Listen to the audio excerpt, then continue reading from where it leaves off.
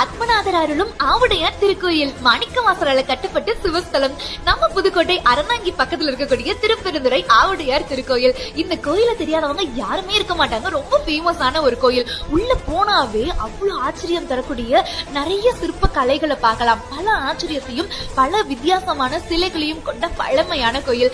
மேல இருக்கக்கூடிய சின்ன சின்ன சிலைகள், இந்த பாம்பு வடிவத்தில் இருக்கக்கூடிய சிலைகள் கூட நிழல்ல வந்துட்டு காட்சி தரும் போது வேற விதமான விலங்குகள் உருவத்திலையும் காட்சி தருது. இங்க நவகிரக சிலைகள் இல்ல, ஆனா நவகிரக தூண்கள் வந்துட்டு இருக்கு. கோயிலுக்கு முன்னாடியே மண்டியிட்டு வணங்குறதுக்காகவே ஒரு இடமும் இருக்கும். சதுர வடிவ ஆவுடையார் மட்டுமே கருவறையில வந்துட்டு அமைஞ்சிருக்காரு. அவர் மேல வந்துட்டு குவளை வந்துட்டு சாத்தப்பட்டிருக்க மாதிரி இருக்கும். குவளைய உடலாகவும் உள்ள இருப்பது ஆத்மாவாகவும், உடலுக்குள் இருக்கும் ஆத்மாவை காப்பவரா இந்த ஈசன் ஆத்மநாத ஈஸ்வரன் இருக்கிறதா வந்துட்டு சொல்லப்படுது.